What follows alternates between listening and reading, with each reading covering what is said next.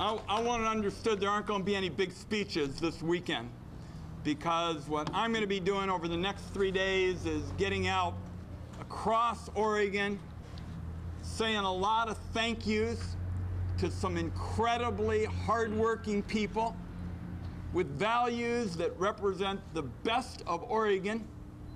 And it would be fair to say that this morning they are pretty sleep deprived, and they probably had enough pasta over the last few days to last them for a long time. And you're going to hear the report about the weather situation. Obviously, it has moderated a fair amount, and I was just told that was all to the good in the operations center. They got into the west side yesterday, which is also important. You know, out by Corbett, we're all especially pleased this morning about the very good work that they're doing in the Bull Run, and there is more to come there. And I just want to sum it all up by way of saying that back in D.C. I often talk about what I call the Oregon Way. And the Oregon Way isn't a law, and it isn't written down anywhere or anything like that. But it's just Oregonians stepping up.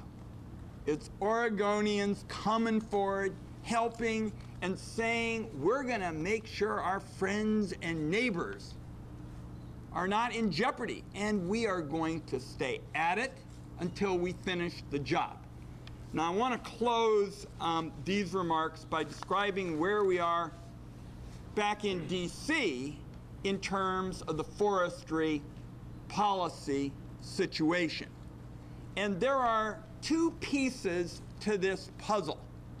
The first we dealt with partially here in the last 24 hours, which is to secure additional funds to fight the fires and to make sure that Oregonians who are in harm's way know that our wonderful firefighters and our first responders are there for them. We can talk about how that was part of the big package. I had responsibility not just for fire, but also for debt ceiling, because that goes to the Finance Committee.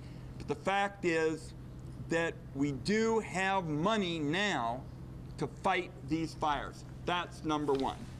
Number two, before everybody starts clapping. Number two, however, is we're still not dealing with the heart of the problem. And it's got to be done. It's become the longest running battle back there since the Trojan War, and I'm determined to end it. And what I am talking about is the shortchanging of fire prevention. And if you shortchange fire prevention, what happens is you may save some money today, but you're going to spend a whole lot more down the road when fires that would have been smaller become infernos. And what the government has consistently done is engage in something called fire borrowing. So the government shortchanges the prevention fund. It gets hot, it gets dry. We have a lightning strike, or as we know here, looks like a firecracker was involved. And all of a sudden, you have an inferno on your hands. So I have a bipartisan proposal with Republican Senator Mike Crapo of Idaho. We have 260 groups, forestry groups, industry groups, environmental groups. And the reason I bring this up is the funds we secured yesterday are a big plus right now. But because we haven't seen fires of this magnitude, I can't recall ever seeing fires of this magnitude, we have got to use this moment. And I sent a letter, a bipartisan letter yesterday to Mitch McConnell and Chuck Schumer saying just that. And I am determined as Oregon's senior senator to get the government serious about the real problem, which is the lack of adequate fire prevention. The rest of the weekend, you aren't going to get any more talking from me on that, but I want to wrap up simply by way of saying that the people here behind me, folks I saw inside the Operation Standard, this is Oregon at its best. These are the gold standard of the Oregon way. They haven't gotten much sleep. I don't suspect some of them are going to get a whole lot more over the next few days. But for everybody out over there in the peanut gallery who's also working very hard, I just want to wrap up this kickoff for this weekend of listening with a big, big shout out now to the incredible people who are doing so much to keep us safe. The bill really doesn't deal with the prevention side, and that is really the Achilles heel of our broken, flawed, common sense defying system of fighting fire.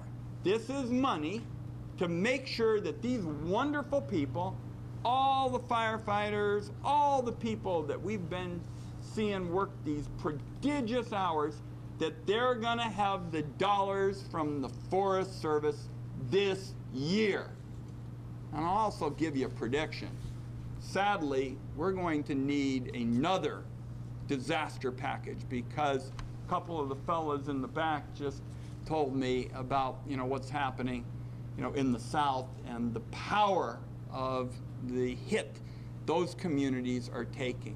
So this is, in effect, a down payment, particularly focused on the immediate threat, which is the safety of people, as was just described by the experts here. 1, 2, my view is we're going to have another disaster, package. And I and our congressional delegation, Senator Merkley, all of our congressional delegation will be focused on 2 things. 1, making sure that these good people have the tools they need to put safety first now. But I will tell you, I am not going to let, as a result of the pounding that Oregon has taken in response to the gentleman's question, where we're 1/3, in effect, of the acres burning, I am not going to let this moment go by. In addition to helping people now, this is a teachable moment. We've got to stop shorting prevention. You short prevention, and as sure as the night follows the day, when there's a lightning strike or a firecracker or what have you, very, very quickly in our part of the world, you can have an inferno in a hurry. These are not your grandfather's fires, by the way, and the experts will tell you these. They're bigger, they're hotter, they're more powerful. They're leaping from one community to another. So I am not going to let the days go ahead pass by without getting at the heart of the problem, which is focusing on prevention. Some of these short-term, just to follow up on that, some of the short-term, the salaries, the extra man-hour, famine hour, people hours here, are those included in the debt relief issue, or is that not an issue? Yes, the answer is yes. The way the budgeting process works in disaster, I know people like say, well, we're going to get the money for our particular fire in our area. The money goes to the Forest Service. Now we have ensured that for the short term, they're going to have enough money. That's number 1. Number 2, I personally believe we're going to have another disaster package here before long. So if we were to see that there wasn't enough money to fight the fire short term, we could get additional money in that package. But then, without repeating myself until you're even sleepier than you already are, I want people to understand that the challenge of our time with respect to our forests is changing this legacy of giving short shrift to the heart of the problem, which is having our folks go in there. By the way, there are a lot of jobs in prevention too, is going in there and thinning out these overstocked stands. I'd like to ask